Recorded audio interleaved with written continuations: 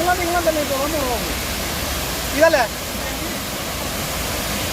खोखले हुए पट्टे भरे दे छड़े मतलब फाउंडेशन होंगी कोई किसी होंगे कक्ख नहीं छड़ा खाली तैनूं आगे समझिए अज नहीं पिया 6 महीने बाद कोई कार्ड होर आंदे पे जाना कोई एक्सपोर्टिंग वाल आई नहीं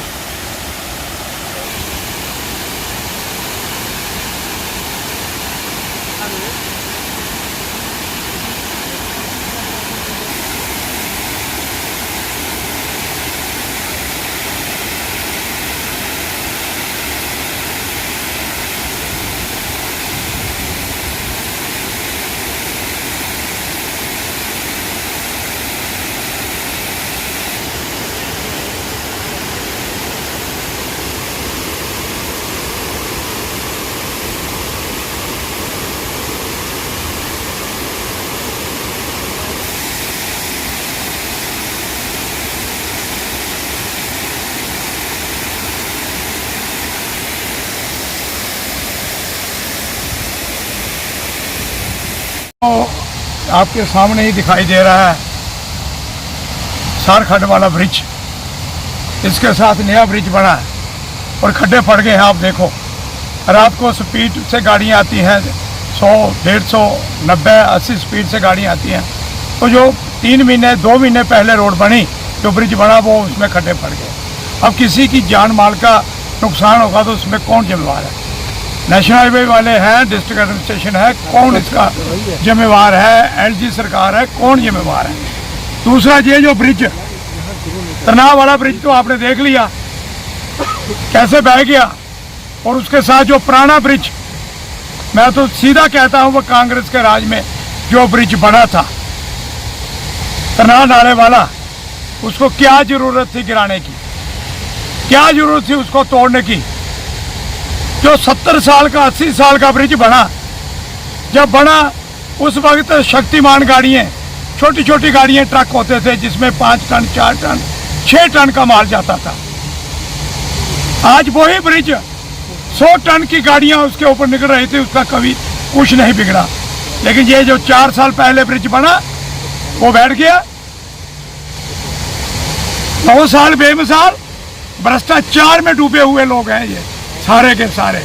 ये आपके सामने है ये ब्रिज, इसको बिछाएंगे नहीं कितना पैसा लगेगा? करोड़ 2 करोड़ 2 करोड़ रुपया लगेगा। 2 साल पहले का ये ब्रिज हुआ है, पिछले साल भी बंद किया, आज भी इन्होंने बंद साइड ट्रैफिक जहाँ छोड़ी है ऊपर। 1 करोड़ रुपया 2 करोड़ रुपया नहीं खर्च करना है। जब टूट जाएगा उस वक्त 50 करोड़ का 100 करोड़ का नुकसान होगा और फिर ये सुधरेंगे, फिर ये इसकी सुध लेंगे। नेशनल हाईवे अथॉरिटी कहते तो बहुत कुछ है, एक्सप्रेस वे बन रहा है, ये जो आनंद फानंद में एक्सप्रेस वे बन रहा है ये इसकी हालत वही होगी 2024 में। ये कहते हैं जबरदस्ती डबल शिफ्ट में काम लगाया डे नाइट, क्यों? 2024 में वोट मांगने हैं लोगों से, हमने एक्सप्रेस वे बनाया। लेकिन काम कौन सा? सब स्टैंडर्ड का। मैं नेशनल हाईवे अथॉरिटी को और डिस्ट्रिक्ट एडमिनिस्ट्रेशन को कहना चाहता हूँ जहाँ भी इनके मिक्स प्लान लगे हैं कंक्रीट के, वहाँ मैं आपको भी कहना चाहता हूँ कौन सा सैंड कौन सी बजरी अप्रूव हुई है कौन से नाले की? ये तो उच्च नाले का जो सैंड वाला रेत है वो इस्तेमाल कर रहे हैं। तो फिर यही हाल होगा, ब्रिज ऐसे ही गिरेंगे। सब स्टैंडर्ड माल रख रहा है। ये जो माल अगर सरकार ने पास किया है या बड़े बड़े कॉन्ट्रैक्ट होता है तो मुझे पता है जहाँ अराबी का रेता वो अप्रूव होता है, जहाँ सांबे की नाला जो है वो वाला रेता अप्रूव होता है। लेकिन ये छोटे छोटे नालों का रेत बजरी लगा रहे हैं, सब स्टैंडर्ड काम कर रहे हैं, बेड़ा गर्क कर रहे हैं। क्या देखते हैं जो कंस्ट्रक्शन कंपनियां हैं वो बिना किसी परमिशन की अपनी मर्जी से पानी का रुख मोड़ देती हैं। उन्हें मालूम भी है कि बरसात का मौसम है लेकिन अपनी कंस्ट्रक्शन सुनिए लेकिन अपनी कंस्ट्रक्शन बचाने के लिए पूरा पुल तबाह करने पर उतारू हूँ। मैं कहना चाहता हूँ कंस्ट्रक्शन कंपनियां क्या करें, ये सारी गुजरात से आई हुई हैं। आनंद फानंद में ठेके दिए, कहाँ कितना कितना चंदा दिया। ये वो कंपनियां हैं कंस्ट्रक्शन कंपनी, 2000 करोड़ कहीं चंदा, 1000 करोड़ कहीं चंदा, आगे कॉन्ट्रैक्ट सब लेट किए हैं। असली ओरिजिनल ठेकेदार थोड़ी ये काम कर रहे हैं, ये सब लेट के ऊपर काम हो रहा है। ये जो काम कंस्ट्रक्शन कंपनी मन मर्जी कर रही है, आपने देखा कल आपने नेशनल अथॉरिटी वालों को पूछ रहे थे कि ये कैसे बैठ गया, तो कोई जवाब नहीं दे पाए। लेकिन मैं आज ये कहता हूँ आप नेशनल हाईवे के ऊपर चले जाएं। ये जो भ्रष्टाचार की बात करते हैं, 9 साल बेमिसाल की बात करते हैं, यही 9 साल बेमिसाल आपके सामने है। यही है, यही काम है। लोगों के ऊपर जुर्म हो रहे हैं। आज हमने बिजली के दफ्तर में प्रोटेस्ट किया, बिजली की हालत बराबर लिया जा रहा है, खड्डों का टोल लिया जा रहा है, गलत ले रहे हैं टोल। मैं एडमिनिस्ट्रेशन को कहना चाहता हूँ और आपके माध्यम से डिप्टी कमिश्नर साहब को और SSP साहब को आपके माध्यम से कहना चाहता हूँ, मुझे पता है कल उस जाम में मैं भी फंसा था। कैसे जीरो लाइन बॉर्डर के ऊपर लोग जो बाहर से आए हैं, भगवान अमरनाथ यात्रा जो लोग आ रहे हैं वो परेशान हो रहे थे। जीरो बॉर्डर लाइन के ऊपर बड़े बड़े ट्राले सिंगल रोड के ऊपर इन्होंने छोड़ दिए, इनको पता नहीं है।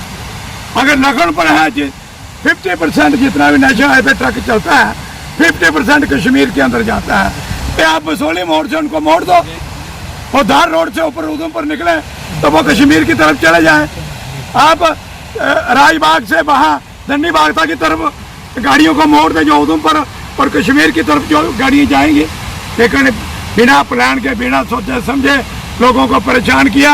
दिन को तो 8-8 घंटे लोग फंसे रहे बिना रोटी के, बिना पानी के। लेकिन रात को इन लोगों का इन यात्रियों का क्या हाल हुआ होगा वो सारी जनता जानती है। तो इसलिए जो लोकल चुने हुए नुमाइंदे हैं उनसे भी बैठ के बात करनी चाहिए कि अब ऐसी आफत आ गई है। चुने हुए नुमाइंदे किस लिए हैं, चाहे DDC है, चाहे BDC है, चाहे काउंसिल के प्रेसिडेंट हैं, काउंसलर हैं, ये किस लिए चुने गए हैं। इनको एक एक चीज का पता है, लेकिन मनमर्जी कर रहे हैं, दादागिरी चल रही है, डिक्टेटरशिप चल रही है। बाढ़ के कारण कल जिला भर में 8 मौतें हो गई, पुल धंस गया, लेकिन DDC के सदस्य कमरे के अंदर बैठ के ब्लॉक दिवस मना रहे थे। मैं कठुआ की जनता को आह्वान करता हूँ, ये जो लोगों के ऊपर जुर्म हो रहे हैं, जैसे बिजली का है, राशन का है, गैस का है, पूछो इनको।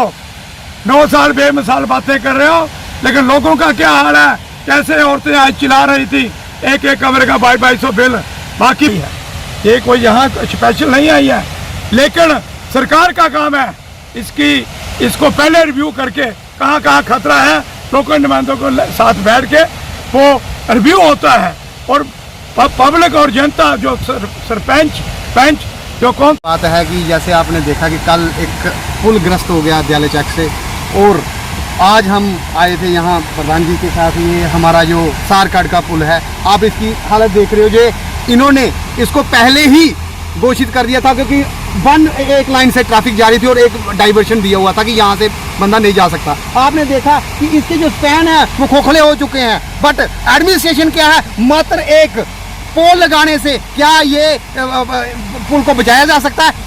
आप देख रहे हो कि इस समय अमरनाथ यात्री हमारे देश में और खासकर पूरे देश में, विश्व में ये मनाया जा रहा है। अमरनाथ यात्रियों का स्वागत हो रहा है और खासकर Jammu Kashmir gateway of J&K था, जहां इन्होंने बड़े हर्षोल्लास से जहां तैयारियां शुरू की थी। मगर विडंबना यह है कि ना तो एडमिनिस्ट्रेशन ने ध्यान किया और ना ही नेशनल हाईवे अथॉरिटी ने ध्यान दिया कि यहाँ जहाँ कुछ ऐसी प्रॉब्लमें थी उनको सॉल्व करने के बजाय उन्होंने आंखें मूंदे रखी। चाहे वो वहाँ की बात हो अपनी दयाले चक की, वहाँ से जो पुल के नीचे काफ़ी ज़्यादा तक माइनिंग हो चुकी थी, उनके जो पोल पिलर थे वो नंगे हो चुके थे। बट आज एक थोड़ी सी बाढ़ आने से वो पुल ग्रस्त हो गया। क्या मैं समझता हूँ 70 साल से ऐसी कोई बाढ़ नहीं आई, मगर ये क्यों चंद दिनों से जो पुल बन रहे हैं उनके साथ ऐसा हो रहा है। पहले दिन मैंने आए दिन पल्ली में भी ये बात उठाई थी, मगर मात्र उन्होंने ऊपर अपना लुक डाल के उसको नामो निशान मिटा दिया। मगर मैं आपके माध्यम से जो चुने हुए नुमाइंदे हैं, चाहे DDC है, चाहे ऐसे आपने शांति बात पूछी कि कल वो ब्लॉक दिवस मना रहे थे, ब्लॉक दिवस से